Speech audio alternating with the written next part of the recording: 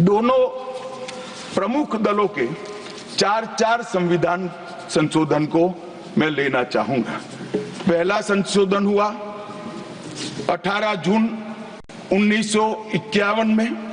संविधान सभा ने ही ये संशोधन करना पड़ा, क्योंकि संविधान बनाने के बाद, संविधान स्वीकारने के बाद आम चुनाव में जाने तक का भी धैर्य कांग्रेस पार्टी में नहीं था। अभी लोकसभा नहीं बनी थी, अभी राज्यसभा नहीं बनी थी, और संशोधन लेकर आए।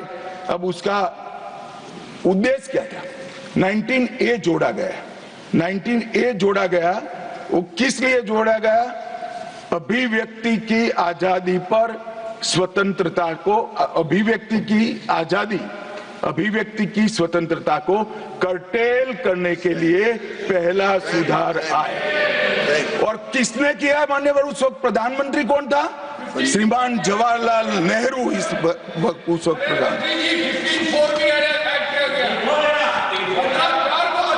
आप बता चुके। अब मान्यवर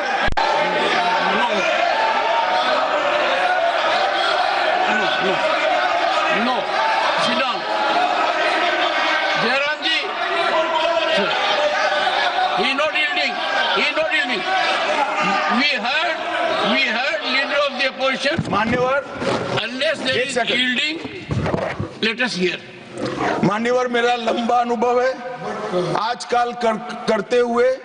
मुझे 30 साल हो गए विधानसभा और लोकसभा राज्यसभा में बैठे हुए।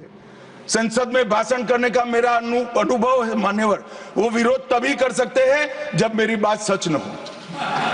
अगर मेरी बात सच नहीं हो तो बताए वो संविधान संशोधन नंबर 1, अब सुनिए, संविधान संशोधन नंबर 1 वो अभिव्यक्ति की आजादी को कर्टेल करने के लिए ही लाया गया था, और जवाहरलाल नेहरू के लिए लाया गया। मान्यवर, 24वां संविधान संशोधन, 24वां संविधान संशोधन जवाहरलाल नेहरू जी की सुपुत्री इंदिरा जी उस वक्त प्रधानमंत्री थी। पार्टी तो वही सत्ता में थी, कांग्रेस पार्टी। 5 नवंबर 1971 को संविधान में संशोधन किया गया, 24वां संशोधन। और संविधान संशोधन के माध्यम से संसद को मौलिक अधिकार, नागरिकों के मौलिक अधिकार कम करने का अधिकार दे दिया। तो एक प्रधानमंत्री कांग्रेस पार्टी के अभिव्यक्ति की स्वतंत्रता कर्टेल करते हैं, दूसरे प्रधानमंत्री उसी परिवार से आते हैं, वो नागरिकों के मौलिक अधिकार को कर्टेल करने का अधिकार लेते हैं। और 39वां संविधान संशोधन अब तो इंतहाई कर दी मान्यवर, सब सीमाओं को पार कर दिया। मान्यवर, आप तो अधिवक्ता रहे हैं। 10 अगस्त 1975 का वो दिन हमारे संविधान के इतिहास में बहुत, जब भी जिक्र होगा काले अक्षरों से ही इसका जिक्र करना पड़ेगा। उस वक्त 39वां संविधान संशोधन आया मान्यवर। 39वां संविधान संशोधन क्या था? इंदिरा गांधी जी के चुनाव को इलाहाबाद हाईकोर्ट ने अमान्य घोषित कर दिया। अभी कुछ नहीं है, ईवीएम ले लेकर घूमते हैं, हारते हैं और ईवीएम ले लेकर, ईवीएम ने हरा दिया, ईवीएम ने हरा दिया, ईवीएम ने हरा दिया। सुप्रीम कोर्ट ने 24 बार ईवीएम की अर्जी नकार दी।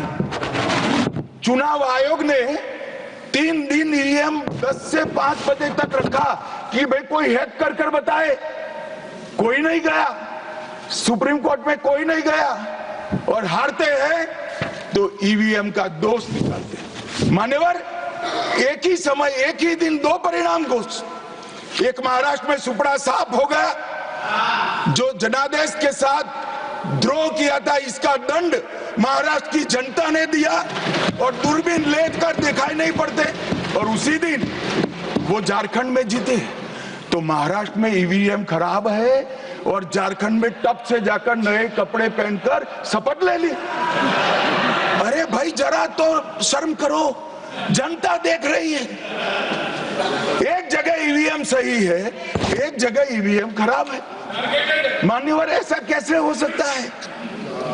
और मान्यवर, यहां पर इलाहाबाद हाईकोर्ट ने इंदिरा गांधी जी के चुनाव को निरस्त कर दिया, अमान्य किया और उन्होंने संशोधन से प्रधानमंत्री पद की न्यायिक जांच पर भी प्रतिबंध लगा दिया। आपको जो करना है वो करो, कोई न्यायिक जांच नहीं है।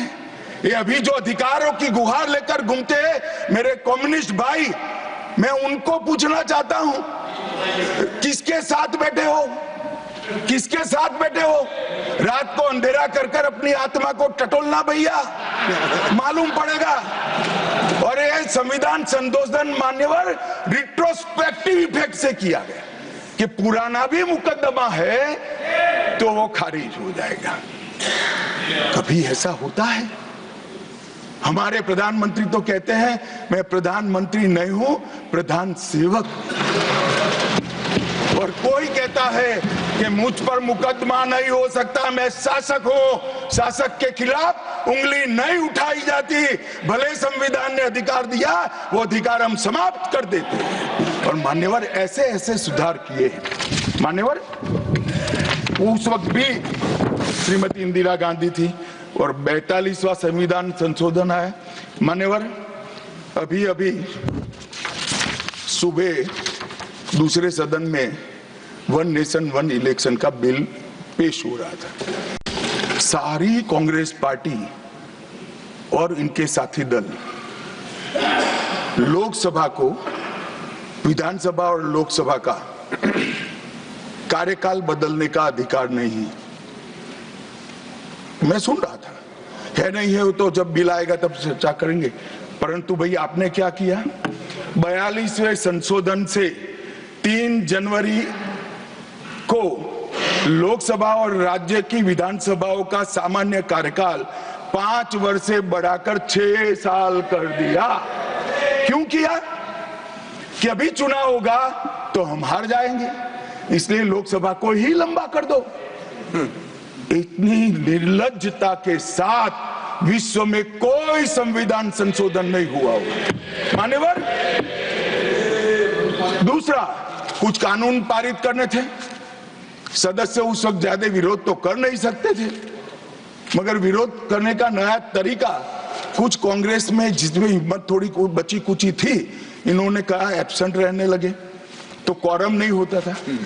तो फरवरी 1 को संविधान संशोधन किया कि संसद और राज्यसभा में क्वारम की आवश्यकता नहीं। वाह, 5 लोग भी है तो चला लो भाई।